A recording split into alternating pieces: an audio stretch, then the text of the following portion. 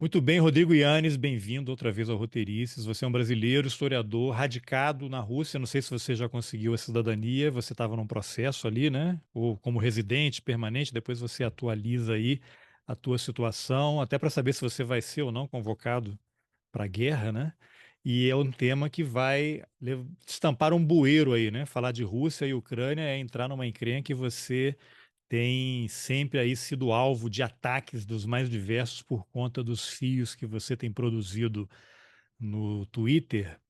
E, inclusive, esse é o motivo da nossa conversa aqui, que eu vou ler trechinhos, vai ser um fio que conduzirá a nossa conversa, mas antes eu vou pedir para você de novo, para quem eventualmente não te conheça, fazer uma breve apresentação aí, falar rapidamente por que você está morando na Rússia, há quanto tempo você está aí, o que te levou aí para habitar Moscou. Olá, Carlos Alberto, obrigado pelo convite novamente. A primeira coisa, eu não sou cidadão russo, não tenho dupla cidadania. Então, tem muita gente aí que adoraria me ver convocado, mas não vai Não vai ser acontecer. nessa encarnação. Não vai. E, bem, sou Rodrigo Yanni, sou historiador, especialista em história da União Soviética. Vivo em Moscou já há quase 12 anos. Vim para cá para fazer graduação, acabei ficando, né? E, enfim, trabalhei principalmente na área de turismo, que agora está muito prejudicado. Estou com alguns projetos tentando retomar essa, essa área de atuação, mas, né, com todos os problemas dos últimos anos, a pandemia, agora a guerra, essa atividade ficou muito prejudicada. Mas, enfim, também tenho esse trabalho como historiador, quer dizer, já fiz pesquisa em arquivo, já escrevi alguns artigos e participo muito frequentemente aí de entrevistas e, enfim, podcasts tratando tanto da história, principalmente da história, né, da Rússia, da União Soviética, mas também de questões atuais, como a guerra da Ucrânia. Muito bem, então vamos entrar nesse tema super polêmico. Você escreveu um fio no Twitter no dia, enquanto eu procuro aqui, botar no ponto aqui, vocês vão estar ouvindo aí um ruído de furadeira. Tem uma obra aí no vizinho do Rodrigo que, ao saber que ele daria uma entrevista, o cara se programou para fazer a obra exatamente na hora da gravação. Mas, enfim, o teu fio começa assim: construção de mitos fundacionais é parte do processo de edificação de um Estado nacional. Para um Estado tão jovem, vou ler a provocação que você fez. Sinto muito, Jorge Pontual. Você marcou ele, inclusive, no Twitter, por conta de um episódio de uma entrevista que você deu à Globo News e ele foi super grosseiro com você. A Globo News cortou, não deixou você fazer a tréplica, é um assunto já superado, né? Mas para um Estado tão jovem como o ucraniano, esse processo ainda está em pleno vapor e parte disso é a invenção da fábula de que a Ucrânia sempre foi europeia. A Ucrânia nunca foi europeia, é uma coisa recente, uma invenção da OTAN para justificar uma provocação à Rússia. O que que você pode. Essa pergunta é encrenca, hein? Para você sair. É, então, a gente precisa discutir o que é ser europeu, né? A gente pode pegar como exemplo Portugal, mesmo o Reino Unido, e aqui na Rússia também tem essa mesma lógica. As pessoas falam, vou para a Europa, voltei da Europa. Aqui na Rússia é assim, enfim, não é só na Rússia, mesmo Portugal, que é membro da União Europeia, eles falam assim, vou à Europa, voltei da Não, e Europa. Portugal está no continente, né? A Inglaterra Está você no até, ele continente está também. fora e tal. É, agora, eu não estou falando de uma questão geográfica. Evidentemente que geograficamente a gente considera a Ucrânia parte da Europa, apesar de que aí também há uma questão, né? É, o que a gente hoje aceita como Europa, ou seja, essas fronteiras que terminam nos Montes Urais, que é a divisão aqui dentro da Rússia entre a Ásia e a Europa, essa convenção ela só foi adotada na virada ali do século XVII para o XVIII. na época do Pedro Grande. Foi Pedro Grande, imperador russo, que basicamente subornou cartógrafos para esticar o que era entendido como Europa até os Montes Urais, colocando então Moscou e a futura capital que ele constrói, que é São Petersburgo, dentro de uma Europa. Até então, não havia muito essa ideia de que a Europa iria até os Montes Urais, né? E aí há áreas nebulosas, aí, por exemplo, Geórgia e Armênia, são Europa ou são Ásia? O Cáucaso é Europa ou é Ásia? Então, há toda uma discussão, mas mesmo geográfica. Agora, o que eu quero dizer, quando eu digo que a Ucrânia nunca foi europeia, né, pelo menos nunca foi até o ano passado, é uma questão de reconhecimento pelos próprios europeus. Né? A gente vai discutir mais para frente isso, mas há uma disputa aí, né? A Polônia sempre se colocou como as fronteiras da Europa, o último país católico, o país que defendia as fronteiras da Europa contra invasões, por exemplo, as invasões mongóis. E aí colocar a Ucrânia também como parte da Europa estica essa fronteira mais para o leste. Desculpa, Então, essa explicação que você deu aí em relação à Ucrânia, Polônia, para a gente aproximar um pouco da nossa realidade aqui nas Américas, tem alguma similaridade, por exemplo, com o México, que é América Latina, mas geograficamente ele é América do Norte. Dá para usar sim, isso como referência? geograficamente, podemos usar isso como referência. Quer dizer, é, a Ucrânia é, não era, nunca foi aceita como um país que compartilhava de valores europeus, apesar de geograficamente estar localizada na Europa. Então, não é tanto uma questão geográfica quanto uma questão política. É uma questão enfim, de reconhecimento, de mentalidade, inclusive o Pedro Grande, o que ele faz quando ele suborna esses cartógrafos, quando ele coloca a Rússia de fato no mapa da Europa, é justamente uma tentativa de ser aceito pela Europa. Algo que ele inaugura na Rússia. Antes disso, a Rússia não tinha interesse de ser aceita pela Europa.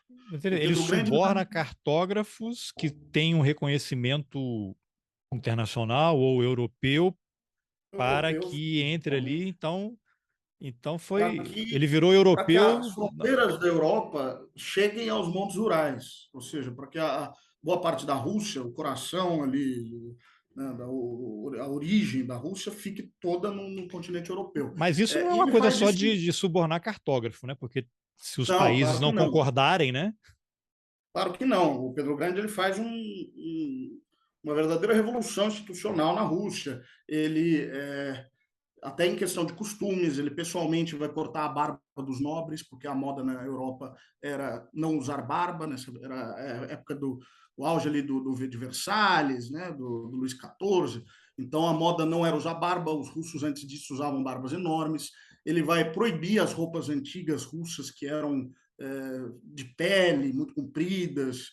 Ele vai adotar uma moda europeia, vai colocar um imposto na barba, enfim, ele vai fazer Imposto uma na série barba. de medidas Caramba. para forçosamente fazer com que a nobreza russa adote até um estilo europeu, antes disso não havia essa necessidade de se aproximar da Europa. E ele vai criar embaixadas na Europa, ele vai fazer duas grandes viagens pela Europa, enfim, ele vai fazer tudo. A própria criação de São Petersburgo é uma tentativa, nas palavras de um famoso autor russo, de abrir uma janela para a Europa, de integrar a Rússia à Europa. Antes disso, o único porto russo, o maior porto russo em atividade era em Arhangelsk, no Mar Branco, no norte, um porto que congelava boa parte do ano.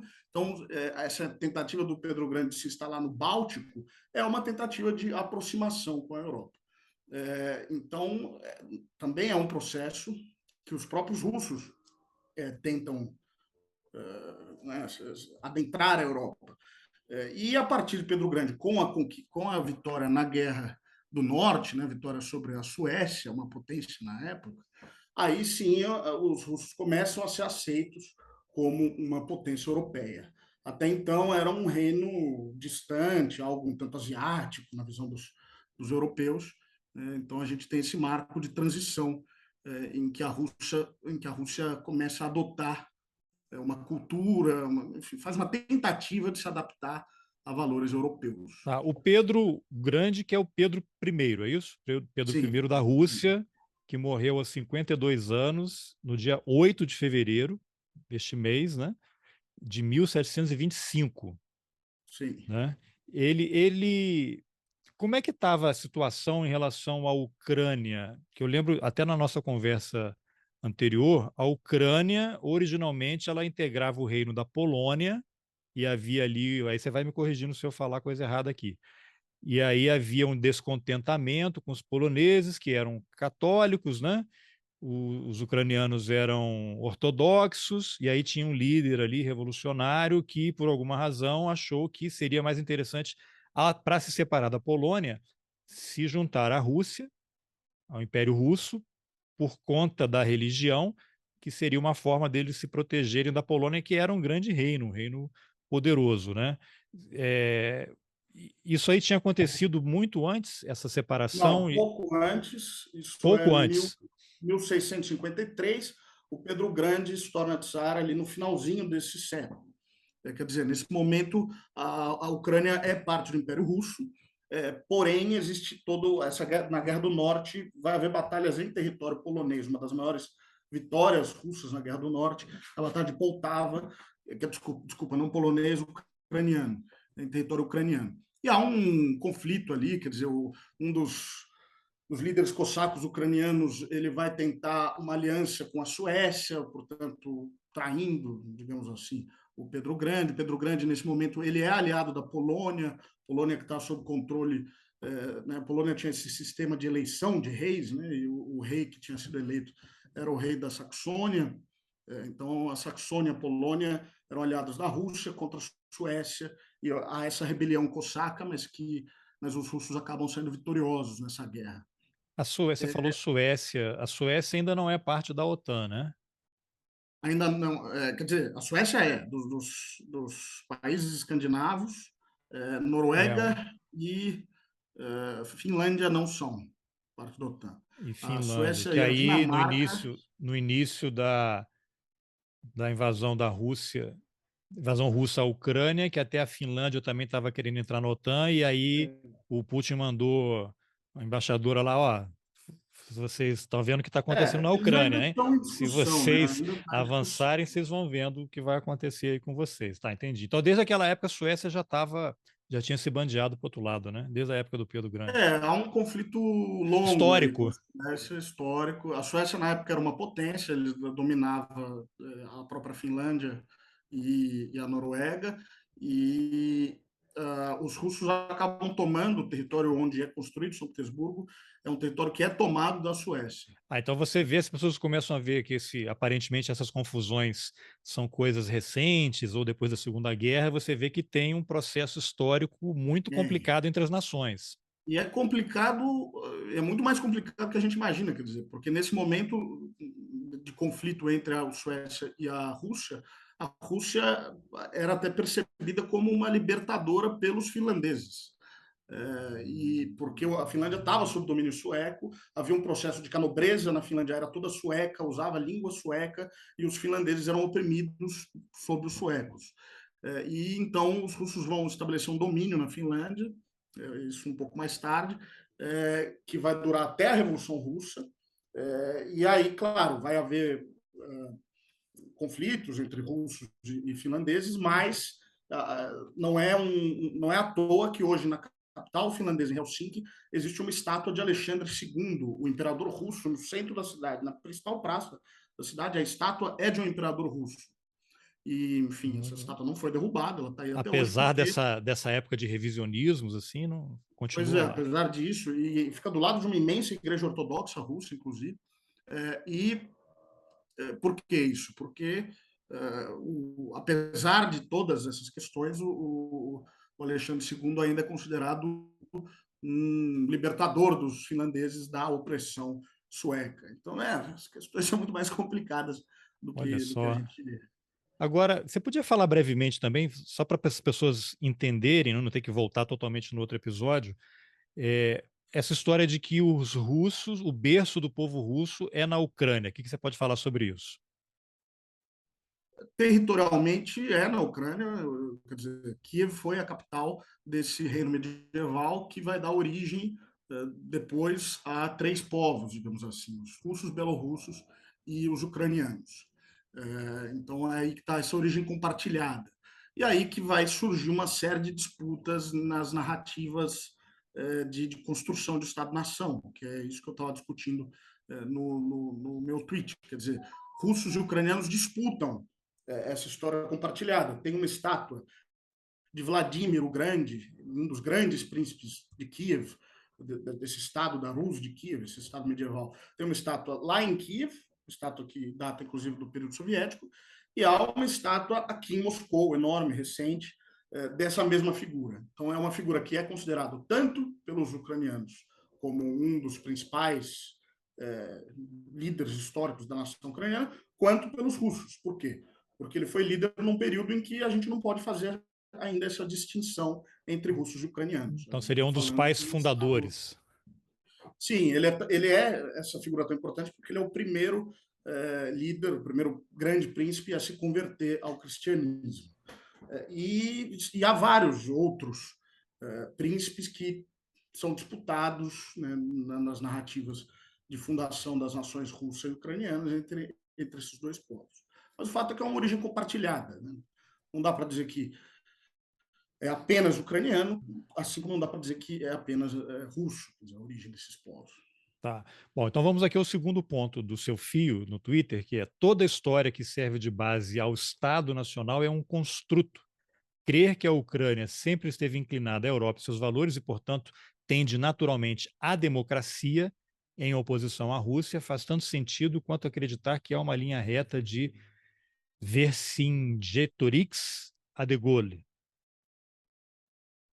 Aí você O que eu complementa, a quero dizer utilidade dessa narrativa é evidente, mas não faz dela verdadeira. Não se iludam os analistas que abraçam emocionados essa tese, não acreditam de fato nela. A Ucrânia se tornou europeia, ocidental, democrática, branca e civilizada em 24 de fevereiro de 2022.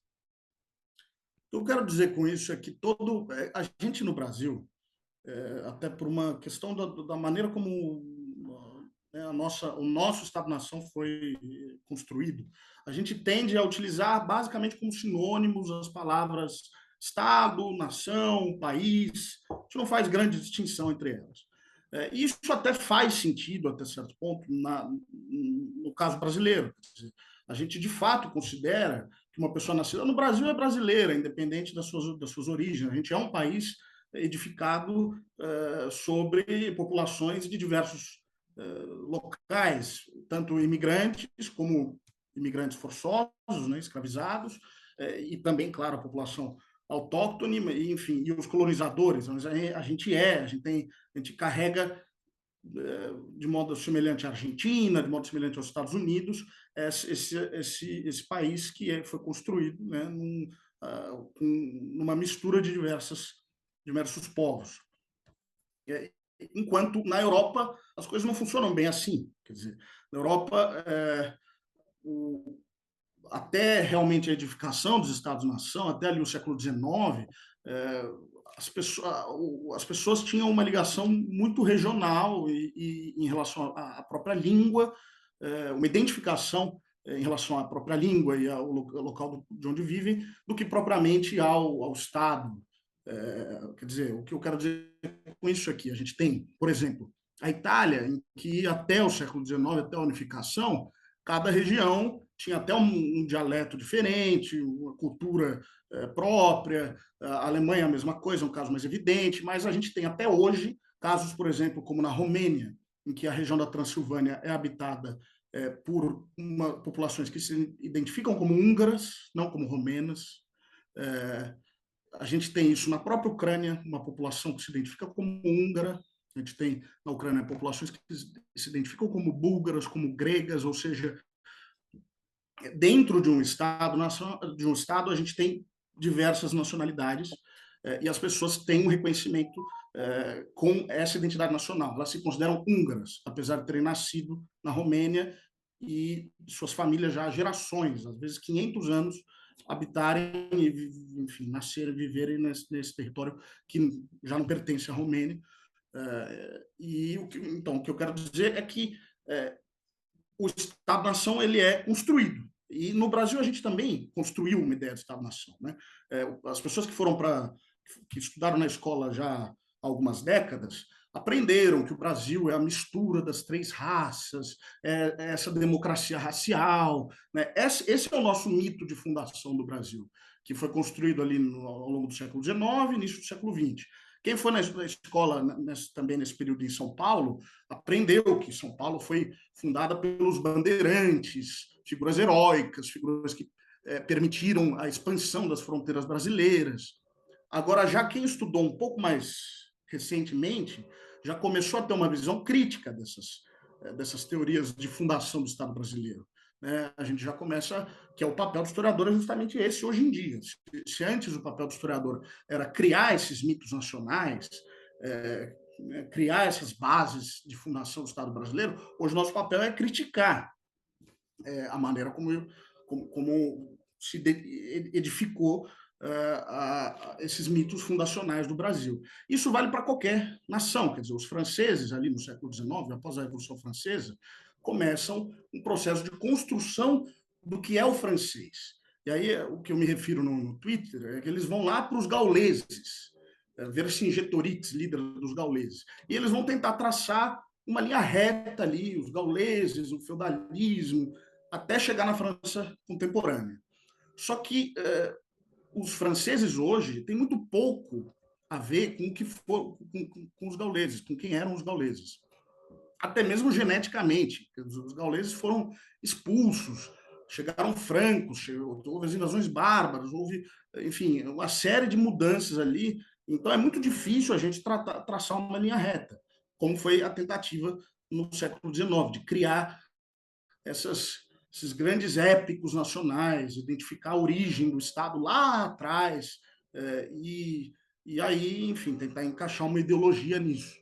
A Claro. Grécia é um bom exemplo, porque a Grécia contemporânea tem muito pouco a ver com a Grécia antiga, só que toda a construção do Estado grego contemporâneo, no imaginário, está baseado na Grécia Antiga. Só que a Grécia Antiga era uma coisa muito diferente. Até, por exemplo, Alexandre o Grande é um grande herói, né, no imaginário grego, na construção da Grécia contemporânea. Só que na época de Alexandre o Grande ele não era nem considerado grego pelas outras cidades gregas. Ele era um ilírio. As outras cidades gregas consideravam ele um bárbaro, um não grego. Então, para a gente ver como as narrativas vão mudando ao longo do tempo e vão se encaixando para construir essa narrativa, esse ideário, e é isso que a gente está observando hoje na Ucrânia. Se a nossa, se a gente já chegou ao ponto de criticar o nosso mito fundacional no Brasil, criticar a ideia da democracia racial, os ucranianos eles estão, como estado jovem, que é um estado de pouco mais de 30 anos, eles estão agora num processo de construção desse mito. E muita gente, e quando a gente critica esse mito fundacional ucraniano que está sendo forjado agora, as pessoas, muita gente acha que é um ataque à Ucrânia, ao povo ucraniano. Poxa, E não se então trata de. essa guerra para eles, com todos os horrores que envolvem uma guerra, também é uma oportunidade, né? Porque o país vai ser construído ou reconstruído, porque é terra arrasada o que está acontecendo lá, né? As imagens que você vê de destruição. E, e uma coisa interessante que eu já tinha até comentado com outra pessoa, que é você vai ter eh, daqui para frente gerações de russos e gerações de ucranianos se odiando, não? Como é que isso vai Sim, ser? Como é que isso sim, vai ser lidado? Porque se o Putin quer invadiu a Ucrânia para impedir que ela entrasse para a OTAN, porque eles não querem um país que permita armamentos ou bases militares nas suas fronteiras, a Ucrânia seria ali um colchão, né, um amortecedor. Depois dessa guerra, o que ele vai ter é um ódio total, né? É o grande inimigo nas suas fronteiras ali, né? Eu não sei como é que isso vai lidar, nem sei se é uma pergunta fácil de ser respondida ou analisada, mas eu queria ouvir a sua opinião. É muito complicado, até mesmo porque isso que a gente estava falando de populações que se identificam com uma outra nacionalidade, uma nacionalidade que não é a nacionalidade nominal do Estado. Né? Os húngaros da Transilvânia, por exemplo, na Ucrânia a gente tem uma situação semelhante, enfim, que foi parte dos motivos pelo qual começou a guerra. Que são populações que até então se identificavam como russas, que são russófonas, que nem falam ucraniano, mas que são cidadãos da Ucrânia, cidadãos ucranianos por cidadania, mas russos por nacionalidade. Um exemplo recente, o prefeito de Kharkov ou Kharkiv, né? Até nos nomes a gente tem essa questão. Kharkov é a versão russa, Kharkiv é a versão ucraniana do nome de uma cidade. Mas é uma cidade, uma das maiores cidades da Ucrânia, que a imensa maioria da população é russófona, tem russo como sua primeira língua e se consideram etnicamente russos. O prefeito de Kharkov veio falar na televisão, deu uma entrevista falando, olha, a gente não vai abandonar a língua russa, isso não significa que nós estejamos a favor dos russos. E aí ele fala, enfim, podemos questionar, mas ele fala, hoje nós estamos mais contrários aos russos do que o pessoal no oeste da Ucrânia, que é o pessoal mais nacionalista, o pessoal que tem uma maioria realmente de falantes de ucraniano, não de russo. Ele fala, não, ele coloca, nós hoje somos totalmente anti-russos. Agora, somos russófonos, a língua russa é a nossa língua, a gente não vai abandoná-la. Por quê? Porque está esse conflito. Se os russos e ucranianos vão demorar muito tempo para superar né, esses rancores que a guerra criou e está criando, imagine para aqueles que são russos dentro da Ucrânia. É um sentimento muito contraditório. Muitos estão tomando a iniciativa de aprender o ucraniano, né, para não ser taxado como simpatizante da Rússia pelo uso da língua russa, e ao mesmo tempo o russo não vai morrer não, dentro da Ucrânia. Quer dizer, Não, na nossa conversa anterior, você até mencionou que o próprio Zelensky, a língua dele, a primeira, né, era russo, ele teve que aprender ucraniano já mais velho ou adulto para poder também se comunicar. E tem um caso clássico aí também de uma parlamentar ucraniana que vazou o vídeo dela falando em russo, né, porque fora das atividades públicas eles falam em russo, não? a Yulia Tymoshenko, que é uma nacionalista ucraniana, ela usa a trança tradicional ucraniana, na televisão sempre falava em ucraniano, sempre se colocou como nacionalista, mas a língua materna dela é o russo. Ela é de Dnepropetrovsk, que também é uma cidade de maioria falantes de russo. O Zelensky, ele foi eleito, inclusive, com muito voto dessa população que se identifica como russa, por ser considerada uma alternativa mais amigável ao Kremlin, menos hostil aos russófonos da Ucrânia, justamente por ele ser judeu, né, de origem judaica e não de origem étnica ucraniana. Aqui na Rússia, aqui na Ucrânia, os judeus são considerados uma etnia, uma nacionalidade à parte. Olha só. Mas, ao mesmo tempo, qual era a alternativa? A alternativa era o Poroshenko, né, que foi presidente da Ucrânia, foi o presidente mais à direita da Ucrânia, mais anti-russo, mais nacionalista, e o Poroshenko também só usa russo até na vida pública dele. O russo é a língua materna dele, ele só utiliza o russo, ele não utiliza o ucraniano em nenhum momento, e ele é o presidente mais nacionalista e mais anti-russo que a Ucrânia teve. Então a questão é muito mais complicada do que se colocar. Quando se coloca ali que é uma guerra de russos contra ucranianos, a gente perde uma série de nuances e deixa de entender como a situação chegou. Outro exemplo É, disso é o seguinte, os refugiados. Né? Hoje, a Polônia tem 1,5 milhão de refugiados russos, a Alemanha, se não me engano, tem quase 1 milhão, desculpa, refugiados ucranianos. ucranianos. Isso, refugiados ucranianos. Qual é o país que mais tem refugiados ucranianos? É a Rússia. A Rússia tem 3 milhões de refugiados ucranianos. O país agressor, e aí ninguém está negando que a Rússia foi o país agressor, tem 3 milhões de refugiados ucranianos, o dobro do que o país que mais recebeu Mas que ucranianos na ucranianos são Europa. esses? De origem russa, que falam Exatamente. russo? São ucranianos, principalmente da região do Donbass, eventualmente da Crimeia, em menor número, de regiões Pró-Rússia. pró-Rússia ou não necessariamente pró-Rússia, enfim.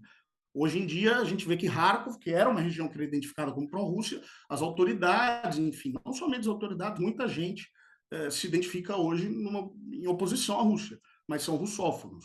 É um pessoal que chegou ao longo desses 8 anos de conflito, né, que já vem desde 2014, o pessoal que chegou após o conflito, dessas diversas regiões. É interessante que uma vez eu tive em Cabo Verde a trabalho e lá tem português, que é a língua oficial, e o crioulo. E tem vários tipos de crioulo, né? Do norte, do sul, barlavento. Tem uma disputa entre eles ali, qual seria o crioulo que deveria ser o predominante na ilha. E entrevistando um linguista, uma vez ele me falou, porque aqui a gente fala português, a língua de trabalho da escola e dos documentos do governo, ela é o português. Mas o cabo-verdiano, ele sente em crioulo, ele ama em crioulo, ele vive em crioulo. Eu acho que deve ser uma coisa meio semelhante, não? Para quem está, se o ucraniano, eu não sei, o ucraniano que fala russo, não sei se é exatamente a mesma coisa, porque são processos históricos completamente diferentes, não tem nada a ver, mas deve criar um tipo de confusão entre as pessoas, né? Cria, enfim, se a gente o que acontecia na Ucrânia é que todo mundo que falava ucraniano também falava russo, né? Porque no dia a dia, para uso corrente, o russo é a língua franca, digamos assim. Enquanto os que falam russo não sempre vão falar ucraniano. Inclusive, antigamente, raramente falavam ucraniano. E até tinha aí um recorte de classe. O ucraniano era considerado uma língua de camponeses, o russo era dominante nas grandes cidades. Então, tem uma série de nuances aí que estão no cerne desse problema. E até a Human Rights Watch, até recentemente, condenava as ações do governo ucraniano de supressão das minorias do país, supressão linguística. E aí os atingidos não eram apenas os russos, porque, como eu falei, na Ucrânia a gente tem búlgaros, a gente tem.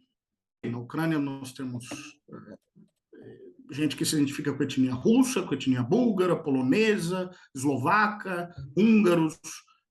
Então, no final das contas, a Ucrânia é um Estado multinacional. E o projeto de um Estado étnico ucraniano, é por isso que se fala também do fascismo, do colaboracionismo na Segunda Guerra, o projeto do Stepan Bandeira, aquela figura nacionalista que hoje é tão reivindicada, era o projeto de um Estado étnico ucraniano, que não teria lugar para judeus, para poloneses, para russos, e tanto que todas essas etnias foram perseguidas, e tanto que hoje é motivo de grande atrito entre a Ucrânia e a Polônia que tem recebeu 1,5 milhão de refugiados, parte da OTAN, tem questões graves com a Rússia, portanto se posiciona ao lado da Ucrânia, mas quando se coloca essa questão da recuperação da figura do Stepan Bandeira, isso é muito mal visto na Polônia, muito mal visto, porque o Stepan Bandeira matou durante a organização Stepan Bandeira matou durante a ocupação da Ucrânia centenas de milhares de poloneses.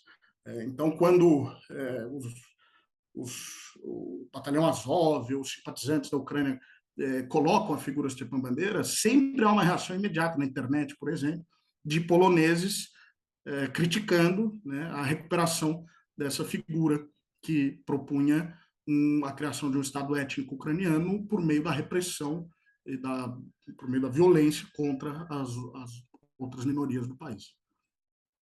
Muito bem. Então agora vamos puxar um pouquinho mais para, enfim, tudo é atualidade, né? A consequência. Eu queria que você falasse um pouquinho como é que está a situação aí na Rússia em relação à opinião pública, porque o Putin anunciou a retirada do país de um dos tratados aí de acordo nuclear com os Estados Unidos, né? Não é o último, ainda parece que há outros.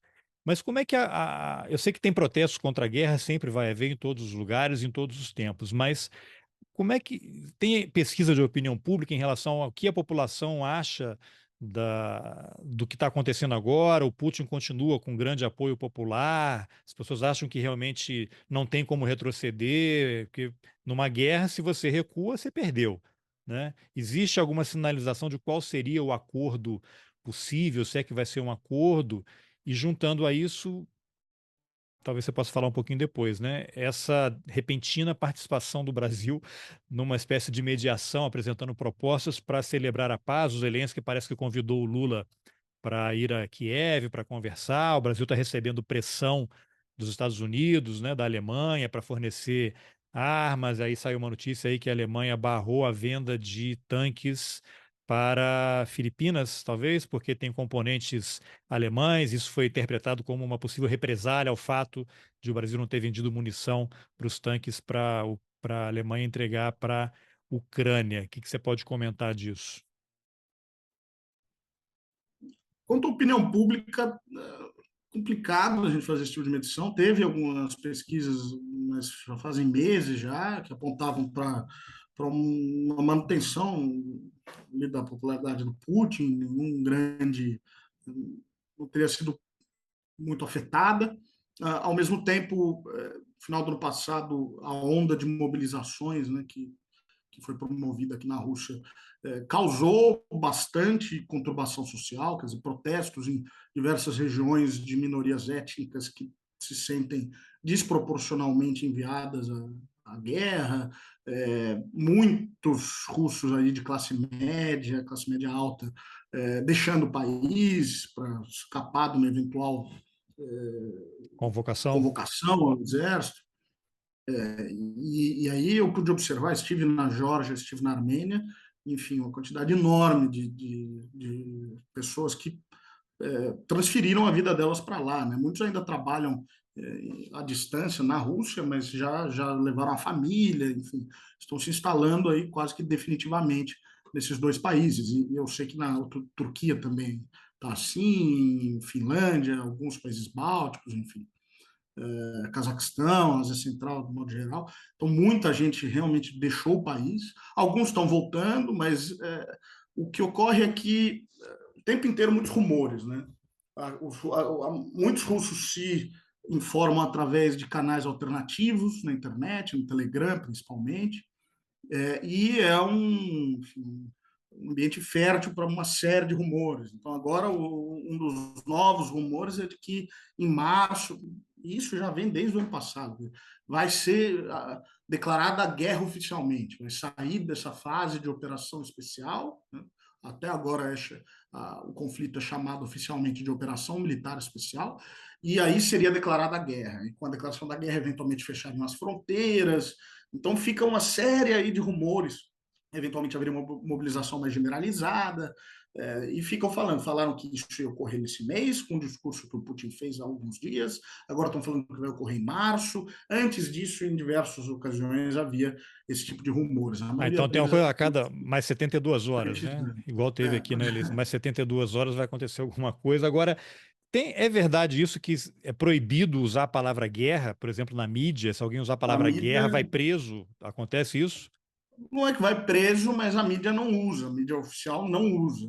Eles são obrigados, eles não podem publicar nada utilizando a palavra guerra. Eles precisam Oficial, você publicar. fala a estatal, né? A mídia estatal. É, mas Mas, mesmo a mídia privada, ela está sujeita a essas mesmas regras. Um canal privado também não pode utilizar o termo guerra. Eles precisam, porque aí eles podem receber um aviso, né, um alerta, uma uma advertência advertência, dos órgãos ó, reguladores, vai e se eles perder a tiverem bem concessão aí, hein? Vamos advertências, eles fechar perdem a vocês. concessão imediatamente. Você, Inclusive, como tem, estrangeiro, pode falar ou você está cometendo um problema aqui e vai ser eu, deportado?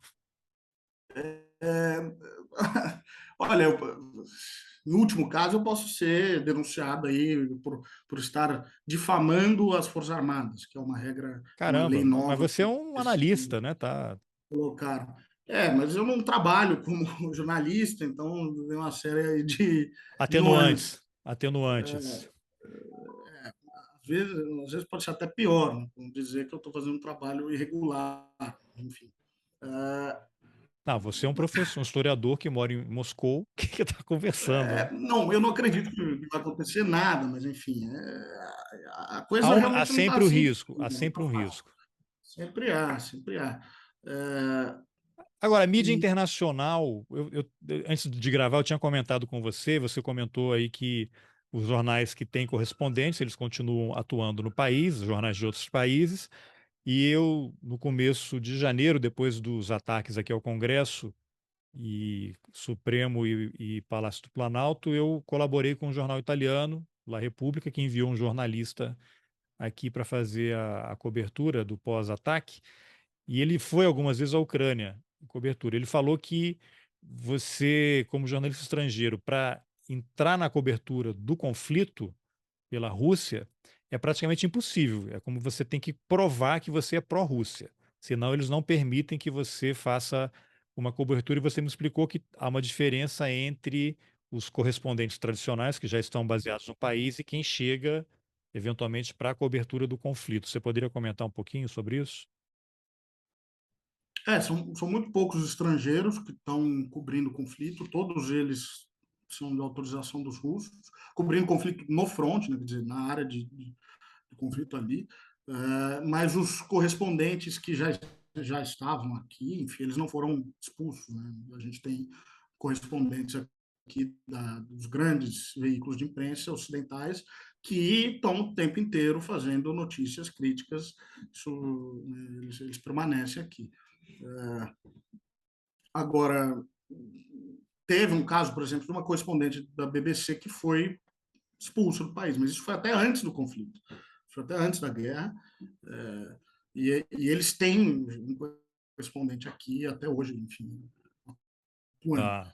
Então, questão, na área de conflito, de fato, são pouquíssimos estrangeiros. Existem estrangeiros trabalhando, mas são muito poucos no lado russo. Né? Agora, no lado ucraniano também há uma série de tensões ali, até foi denunciado no início, principalmente, do conflito por um jornalista brasileiro, que eles não estavam com a mão totalmente livre ali para fazer a cobertura. Isso foi houve uma certa tensão, parece que melhorou desde aquele momento, mas enfim, a guerra de informações está É. tá muito acirrada aqui. E como é que está a situação em termos assim de percurso de vida depois, mas assim, redes sociais, que tinha havido no início um bloqueio, Facebook, Twitter, YouTube, Instagram, tudo tinha derrubado, e cartão de crédito também tinha parado de funcionar o bloqueio, código Swift para banco. Como é que está essa situação hoje? Segue tudo bloqueado, todas as redes sociais, mas muita gente utiliza VPN, né? Muita gente utiliza e acaba tendo acesso imediato, mais lento e tal, mas funciona. Cartão de crédito, nenhum cartão de crédito estrangeiro está funcionando, e cartões de crédito emitidos na Rússia não funcionam no exterior, com exceção de alguns países, por exemplo, na Armênia está funcionando, mas no Geórgia, Europa, enfim, zero, Bom, não mas funciona. quem está o russo que mora na Rússia não pretende viajar, tem um cartão de um banco local e tranquilo. Funciona. Funciona Mas não e pode fazer as compras no bandeiras exterior, por exemplo. O cara vai lá não na pode. Amazon, Pela vou comprar um internet não livro dos pode. Estados Unidos, não rola. Não pode.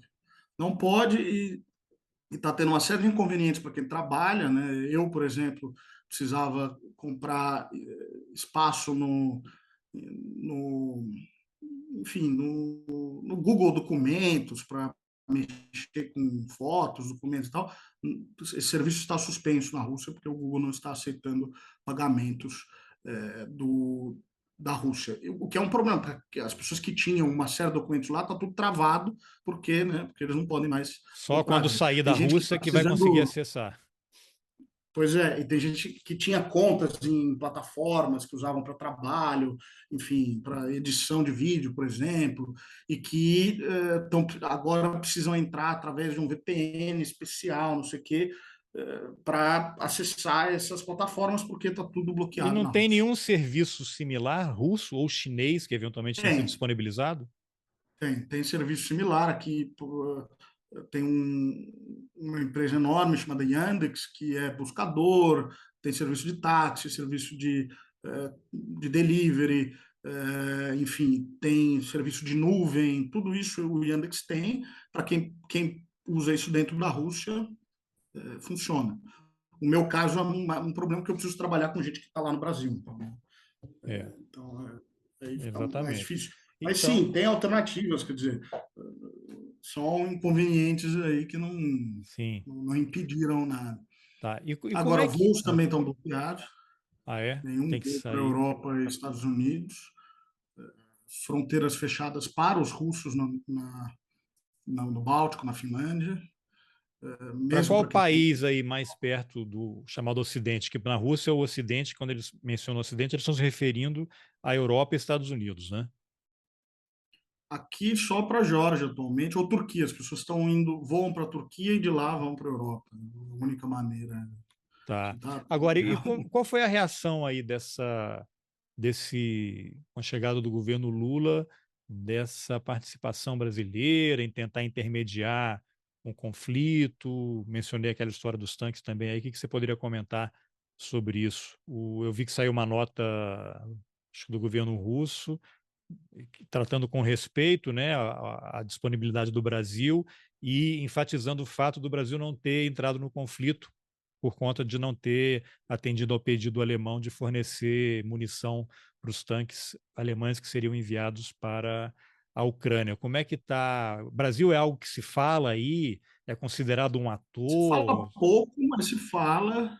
O Brasil sempre foi bem visto aqui, quer dizer, o BRICS é muito valorizado aqui na Rússia, então a eleição do Lula foi bem recebida, no sentido que se entendia que o Lula ia voltar a dar atenção ao BRICS, que na época do Bolsonaro foi muito relegado, né? Foi uma prioridade. É, e mesmo após a votação agora na Assembleia Geral, que o Brasil votou a favor de uma resolução que condena é, o, O a ataque? invasão, mesmo após isso, quer dizer, a posição do Brasil ainda é entendida como uma posição de neutralidade, de tentar encontrar uma resolução para o conflito e, como tal, ela é bem recebida, ela é celebrada. Né? É, os chineses, por exemplo, já, né, começaram a discutir, criaram um programa de tentativa de estabelecer um cessar-fogo, um pouco na como uma resposta a essa iniciativa do Brasil. Quer dizer, o Brasil está puxando esse tema da paz que antes não era discutido. Não estava em pauta em nenhum momento uma negociação séria. E o Brasil meio que colocou na mesa essa vertente, de realmente tentar encontrar uma solução para o conflito. E, nesse sentido, a iniciativa chinesa aqui também foi muito comentado, então, e os chineses são também membros do BRICS, então eu acho que o Brasil está cumprindo sim um papel de puxar, se não, se não ser reconhecido como país que está atuando, ele colocou em pauta o tema da paz, de uma negociação de paz, que está sendo, enfim, tanto o lado russo quanto o lado ucraniano estão dando acenos de que, enfim, trabalhariam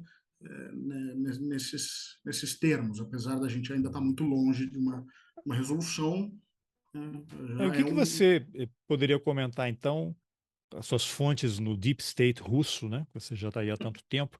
O que dizem as suas fontes? Porque o Putin fez um discurso recente aí bravo, né? Anunciou a retirada aí desses acordos, de um dos acordos nucleares, o que deixou todo mundo muito preocupado. O Papa ontem também falou alguma coisa aí sobre o temor de uma guerra nuclear. Outro dia eu entrevistei também uma pessoa aí que acompanha geopolítica. Ele falou assim: nós já estamos vivendo a Terceira Guerra Mundial há algum tempo e agora, porque essas coisas não são imediatas, né? É um processo que vai se acirrando com vários movimentos, vários atores. Então, isso já está acontecendo. E a guerra nuclear seria, ele até chamou, o sintoma mórbido último, né? E é uma coisa que ninguém quer, né? Imagina você começar a soltar bomba nuclear um em cima do outro, não faz nenhum sentido. Existe alguma, pelo que você lê e conversa, eu entendo que o Putin ele precisa manter o público interno que é a favor do que ele está fazendo alimentado, né? Ele precisa dar declarações públicas, jogar para a plateia dele, porque são vários fatores, é política também. Ao mesmo tempo, ele tem que avançar de alguma forma para resolver esse conflito. Não sei como, né? O que que você poderia comentar em relação a essa disponibilidade dos russos em caminhar no sentido de tentar resolver isso? E qual seria a solução possível? A Rússia aumentaria sua fronteira, anexaria regiões, aí a Ucrânia teria que definitivamente abrir mão de nunca mais entrar ou tentar entrar para a OTAN. Lógico que isso exige também um posicionamento da OTAN de parar de colocar bases militares ali na fronteira com a Rússia. O que que você poderia comentar sobre isso? Assim, altamente complexo, né? Mas assim, todo mundo tem as suas convicções em cima do que trabalha, lê. É, até porque o governo russo precisa emitir algum sinal, né, do que está acontecendo, do que ele está movimentando, ou ele mantém a população no escuro e ninguém sabe para onde vai. O que que você poderia comentar? Assim, tem território, a OTAN vai recuar. E, cara, a OTAN historicamente está avançando, né? Recuar agora não, aparentemente não faz sentido. O impasse que atualmente a gente vive é de que nenhum dos dois lados do conflito está satisfeito com o atual estado das coisas. É, nenhum dos dois lados vai poder cantar vitória se a paz for estabelecida agora, né? E para a situação interna do Putin, ele não pode parar a guerra sem ser vitorioso, sem dizer que os objetivos foram conquistados. E na situação interna na Ucrânia, o Zelensky, qualquer concessão que fizer, vai ser assumido como uma derrota. Então, esse é o momento que a gente vive.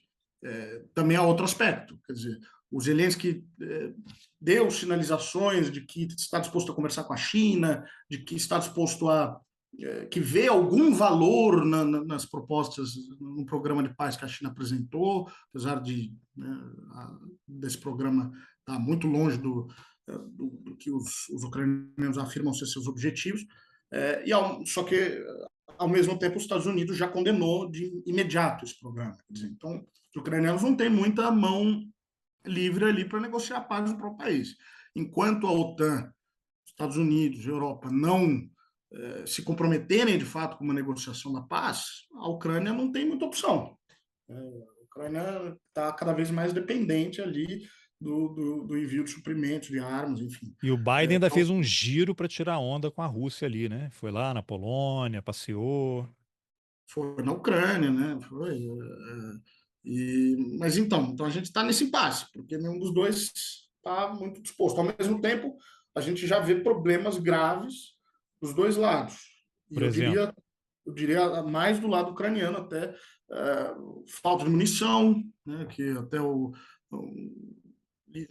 dos comandantes da OTAN esses dias afirmou com todas as letras que a Ucrânia não está conseguindo substituir a quantidade de munição que utiliza todos os dias.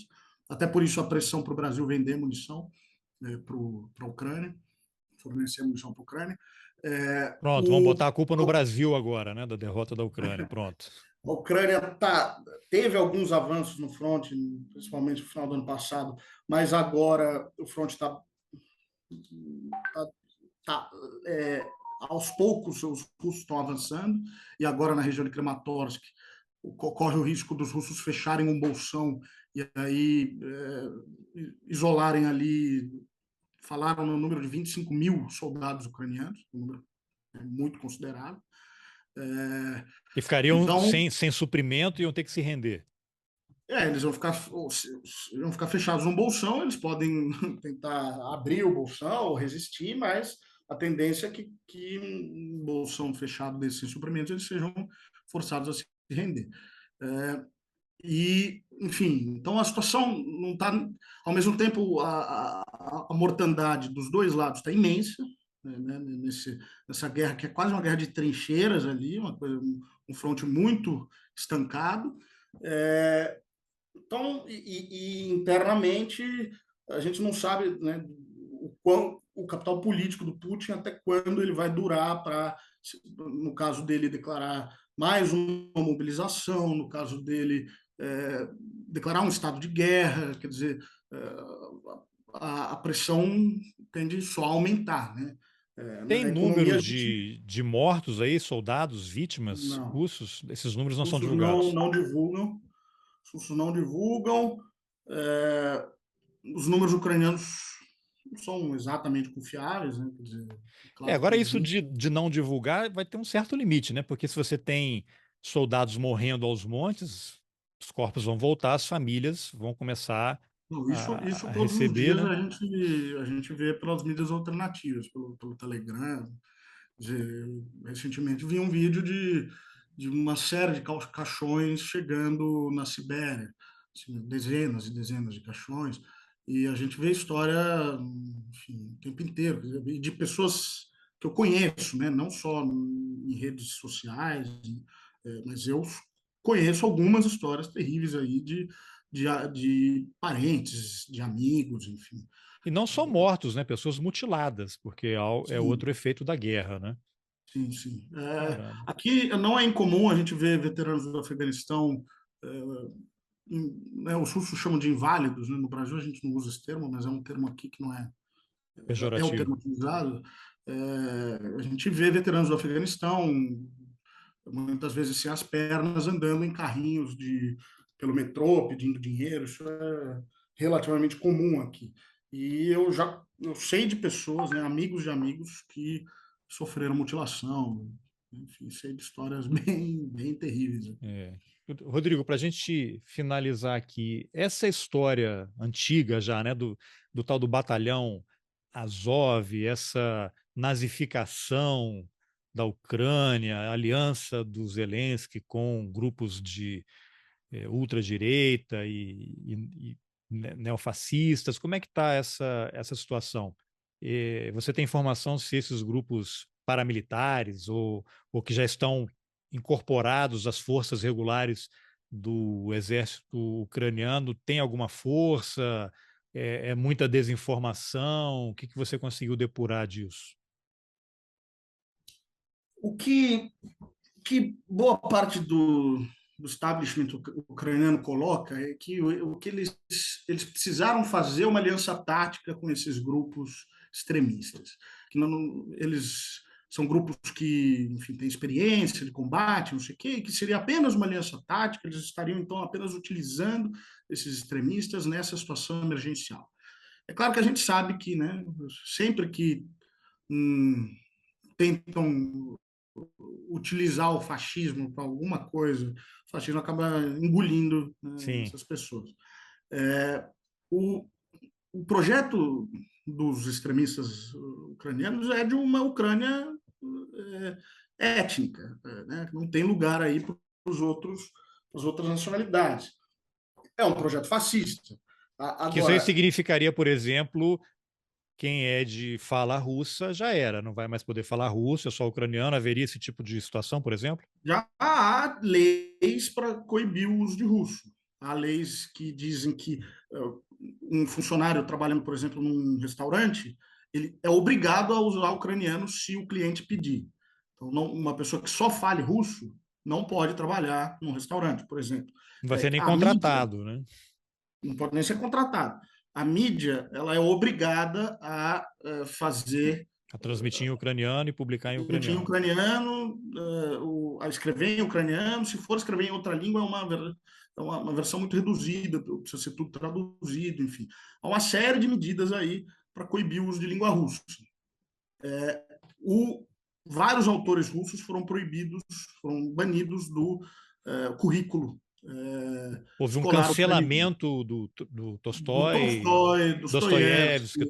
Dostoiévski, vários autores, Chekhov, até uma polêmica que eu até comento, acho que é mesmo Desculpa, no mas filme, foram banidos, tirados das escolas ou proibidos no país? Ou as duas coisas? foram tirados das escolas, não foram proibidos no país, mas Mas pega mal você num café de de puxar um livro do destruição, Dostoiévski, assim, né? Num há uma café, campanha de destruição de livros em língua russa.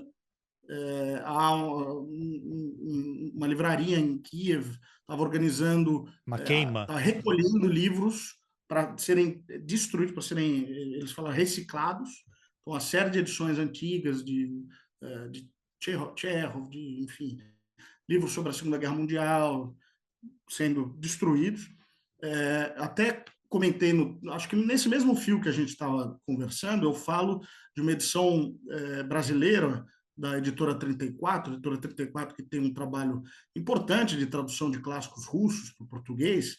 No início desse conflito, eles editaram um box chamado Literatura Ucraniana.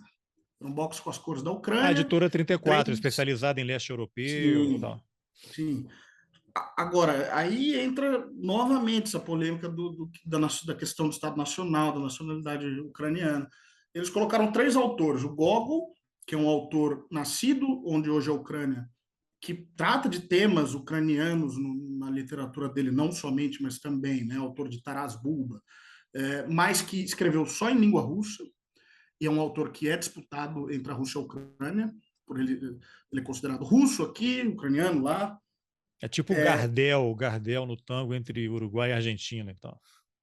Exatamente.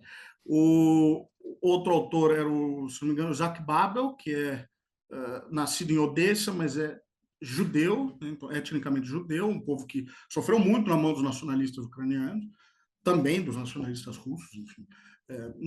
Então, não é exatamente ucraniano no sentido étnico, ele não é ucraniano, não faz parte do que a gente identificaria como uma cultura ucraniana, né? Ele também escreve em russo, e o outro autor era o Mikhail Bulgakov. Bulgakov, que é nascido em Kiev, mas porque o pai dele dava aula em Kiev por causa do trabalho, o pai dele era russo, se mudou para Kiev, o Bulgakov nasceu em Kiev, morou em Kiev boa parte da vida, mas também escrevia em russo, e tanto ele não é considerado ucraniano, que ele está entre os autores banidos agora do ensino do Lá currículo na Ucrânia, olha só. ucraniano como um autor russo. E veja bem, no Brasil a gente publica ele num box de autores de literatura ucraniana, que foi esse autor que agora foi banido pelas autoridades ucranianas. Caramba. Complicadíssimo, né? Complicadíssimo a gente entender essas questões de etnia, de nacionalidade, de literatura. O Pushkin, que é o maior clássico, considerado o maior clássico russo, ele tinha uma série. Ele esteve na Ucrânia durante a vida dele, ele escreveu sobre a Ucrânia e tinha uma série de bustos do Pushkin por toda a Ucrânia. Foram removidos, a maioria deles foram removidos. Então, a disputa já entrou no campo cultural, inclusive. O Gorky teve estátuas removidas, enfim. Então, uma Então grande aí disputa sim a agora guerra, entrou o marxismo cultural agora entre a entrou Ucrânia e no a campo da Rússia. cultura, enfim, e vejam as contradições, né? O que nós brasileiros consideramos ucranianos, às vezes nem os próprios ucranianos consideram ucraniano. Que doideira. Muito bem, Rodrigo. Tem algum ponto aí que a gente não abordou nesta conversa? Vamos fazer muitas outras, né? Que você acha importante destacar aí? Alguma coisa que está acontecendo que eu não sabia, só você sabe e você queria comentar? Não, acho que não. Quer dizer, a notícia mais fresca hoje do dia é que foi encontrado um drone, caiu um Opa, drone a 100 quilômetros de Moscou, um drone ucraniano.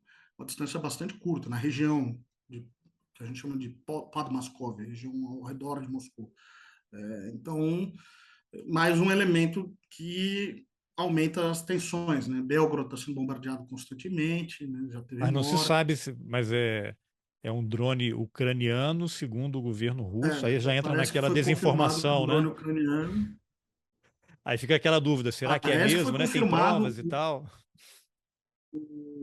O aeroporto de São Petersburgo ficou fechado por horas, porque supostamente tinham identificado, tinham observado um objeto voador não identificado na região, então, por questão É de moda segurança, agora, né? fecharam. É balão chinês, aeronaves que ninguém Drone sabe de onde ucraniano. são e tal.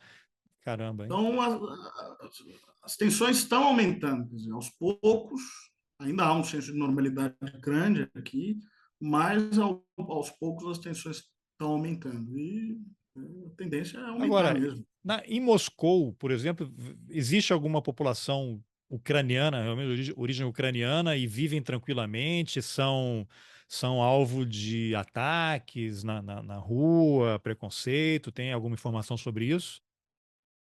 Em toda a Rússia há uma grande população ucraniana, e aí é uma população ucraniana, como eu já expliquei, que não necessariamente nasceu na Ucrânia, né, já de gerações tá aqui na Rússia, mas ainda são Descendentes. identificados etnicamente ucranianos.